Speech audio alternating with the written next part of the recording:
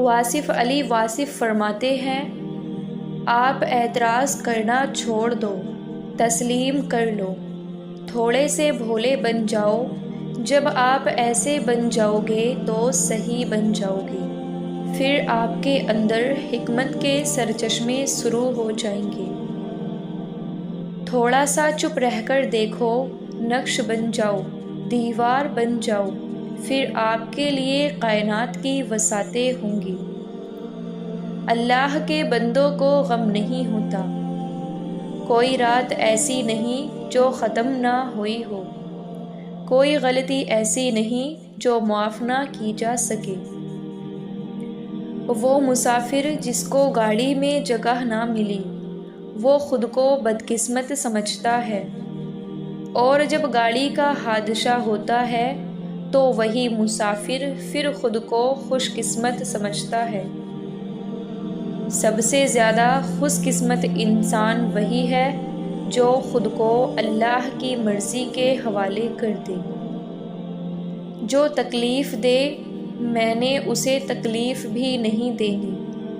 اس مقام پر پہنچ جاؤ تو آپ کو اللہ کا قرب فوراً مل جائے گا۔ اب یہ بات بھی یاد رکھ لینا کہ اللہ اللہ ہے، وہ کسی ترکیب میں نہیں آتا۔ اللہ تعالیٰ کے ساتھ اپنے مزاج میں کام نہیں کرنا۔ اگر سارا شہر دعا کرے تو جو کام اسے نہیں کرنا وہ نہیں کرے گا، اور اگر چڑیا بھی فریاد کر دے تو کام بن جائے گا۔ تو وہ اللہ ہے، اور اللہ کسی ترکیب میں نہیں آتا۔ یہ دعا کرو کہ یا اللہ تیری نعمتیں ہمیں تیری یاد سے غافل نہ کر دے، اور تیری آزمائش ہمیں تیری رحمتوں سے مایوس نہ کرے۔ سننے والا سن کر، دیکھنے والا دیکھ کر، اور سہنے والا سہ کر جب خاموش ہو جائے تو سمجھ لینا کہ اب اس کا معاملہ اللہ کی عدالت میں پہنچ گیا ہے۔ دھوکہ کھانے والے کا پیٹ تو بھر ہی جاتا ہے، لیکن دھوکہ دینے والے کی بھوک کبھی نہیں ختم ہوتی۔ زبان کا زیادہ چلانا عقل کے کم ہونے کی نشانی ہے۔ ایک سمجھدار آدمی سب کچھ نہیں جانتا، صرف بیوقوف ہر بات جانتا ہے۔ حسد سے بچو، کیونکہ آسمانوں پر سب سے پہلے اسی گناہ سے اللہ تعالیٰ کی نافرمانی ہوئی ہے۔ لوگ تم سے چاہے جو بھی چھین لیں، پر تمہارا مقدر نہیں چھین سکتے۔ انسان جتنا بھی گنہگار ہو، اللہ تعالیٰ اس کے لیے دعا کا راستہ اور رزق کا دروازہ کبھی بھی بند نہیں کرتا۔ دوست کو پتھر سمجھ کر ٹھوکر نہ مارو، بلکہ اسے تراش کر دیکھو، شاید ہیرے سے زیادہ انمول ہو۔ اگر تم سے کوئی کچھ مانگے تو ہنس کر دے دیا کرو، اور شکر ادا کرو۔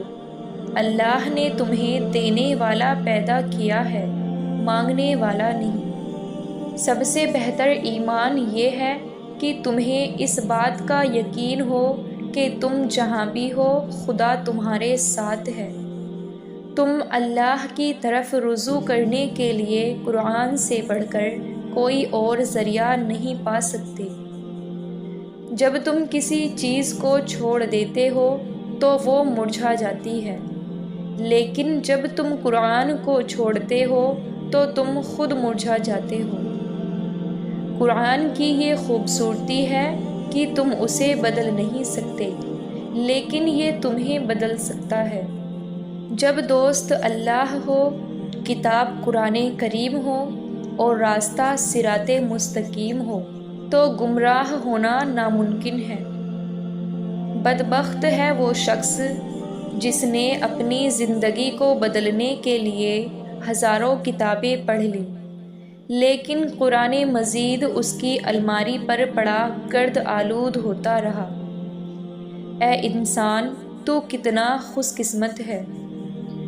قرآن کریم میں اللہ خود تجھ سے باتیں کرتا ہے، اللہ کی تقسیم اور اس کی باتوں پر راضی رہو۔ اس کا انتخاب اور چناؤ بہترین انتخاب ہے۔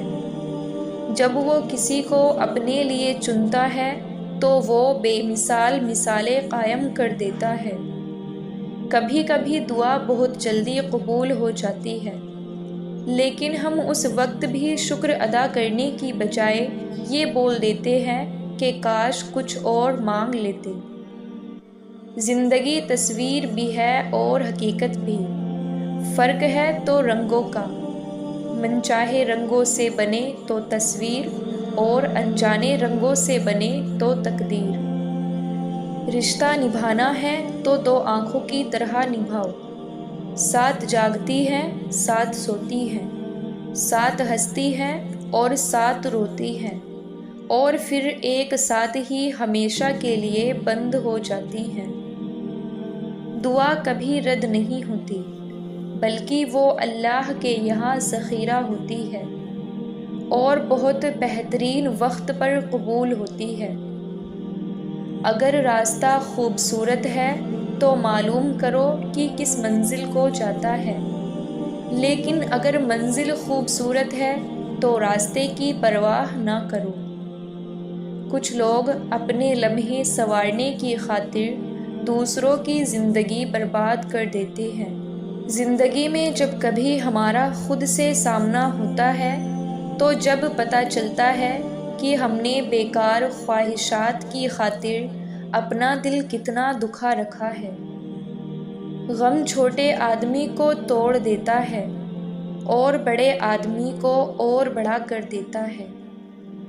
اس دنیا کی تکلیف سے، اس دنیا کی تنگیوں سے راحت حاصل کرنی ہے تو اللہ کو یاد کرو۔ ان وبائی امراض، ملکی حالات کی پیچیدگیوں اور ان نزاکت، ان تکلیفوں میں ان سے اگر راحت چاہیے، سکھ اور سکون چاہیے تو اللہ کو یاد کرو۔ کوشش کرو شب روز اللہ کی یاد میں بسر ہو، دین کا کام کرتے رہو، دین کی بات کرتے رہو، دین کی بات سنتے رہو۔ دنیا کے کام بھی جب شریعت کے مطابق کیے جائیں تو وہ بھی دین ہی بن جاتے ہیں۔